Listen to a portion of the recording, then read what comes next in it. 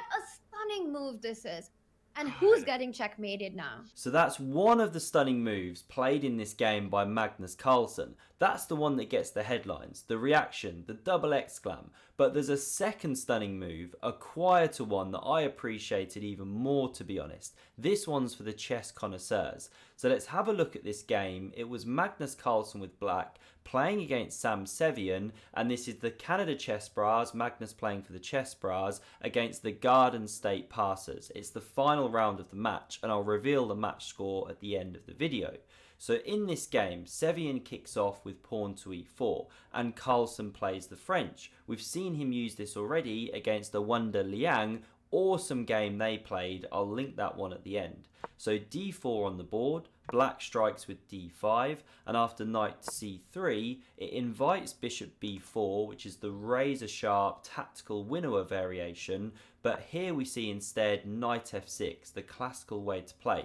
Now a Wonder Liang played bishop g5 there, but here we see the pawn advancing, e5, so the advanced variation of the whole pawn structure, the knight drops back, and f4. So it sets up the big centre for white, and black immediately challenges that centre with pawn c5. This is the classic pawn structure. Both of these knights now develop, and now the bishop comes to e3, supports that centre, and a6 from Carlsen prepares the queenside expansion with pawn to b5.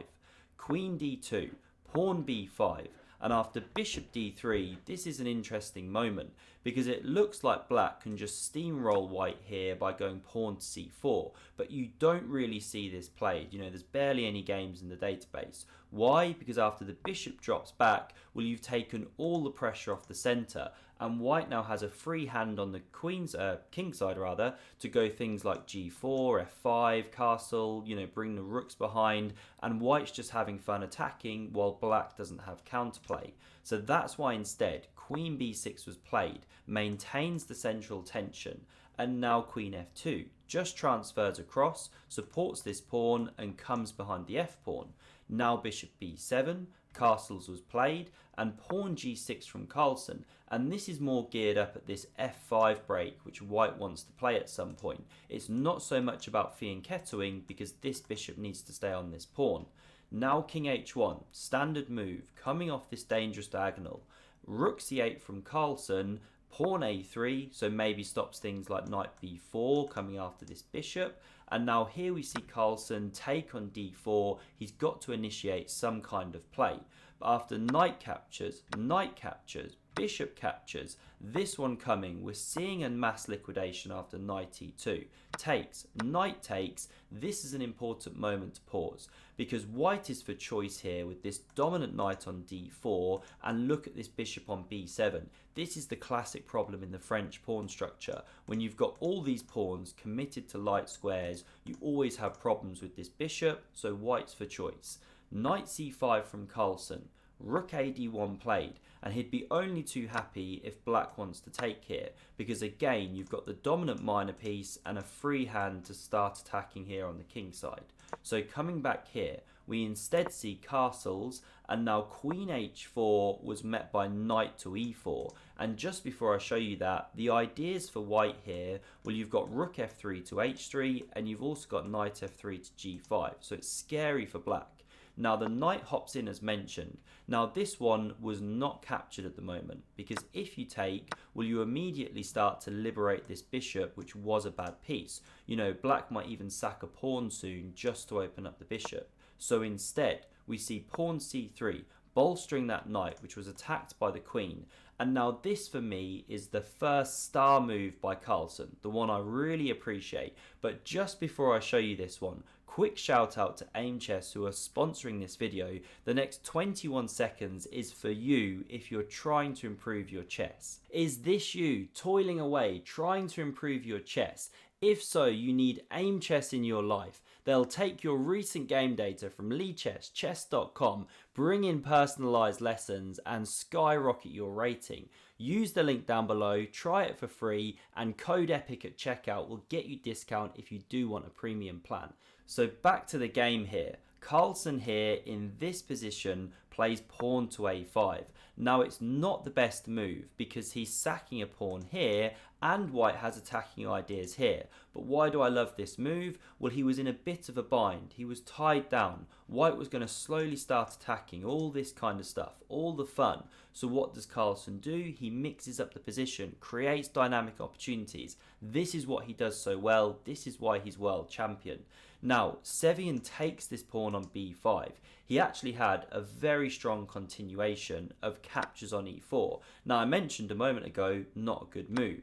But here things are a bit different because although you open that bishop, now there's this amazing move of pawn to f5. Now, you don't want to be capturing with this and opening your king. This looks the most natural, but then there's this knight takes, very, very thematic attacking ideas. And again, there's big problems of this kind of checkmate on the board. So pawn takes is best, and then this is the key move. Rook d6, you cut the defense of the queen. Now the queen can come here, cover these dark squares from the white queen, but then there's rook h6, threatening checks here. I'm not going to keep going and going with the line here. It's so complex. You know, white's a piece down, but because of the attack with these two pieces and the pawn, and this loose bishop in some lines, white does have enough and is winning. But okay, very difficult to see that. Instead, Sevian, he just takes the pawn on b5, but Magnus now gets counterplay with bishop to a6. Now we see Sevian change the pawn structure. If he takes, queen recaptures, well this time there's problems with the b2 pawn because Magnus can start bringing things to bear on that file. It gets uncomfortable. So a4 was played, it is the best move. We see captures, pawn recaptures, so this one's supported, no problem with the b file pawns anymore. But now a4 is Magnus's idea. He's looking to undermine the protection of c3. However, what are you doing after rook d3, preparing to go and checkmate you? Well, Carlsen here, he just carries on with pawn to a3. And the lines here are just amazing. I mean, Daniel Naroditsky showed this one. What if queen h6, just stopping this pawn from ever moving and preparing this move? Well, now there's this amazing takes on b2. And if the rook comes, who's really checkmating whom? Because check comes here. Now, if you take that one, we make a queen, you're getting mated. And if you don't take it, if you move the king, well, now we check, take the rook, and suddenly there's no more checkmate. Black's completely winning. So amazing lines. But Sevian starts here with rook to h3.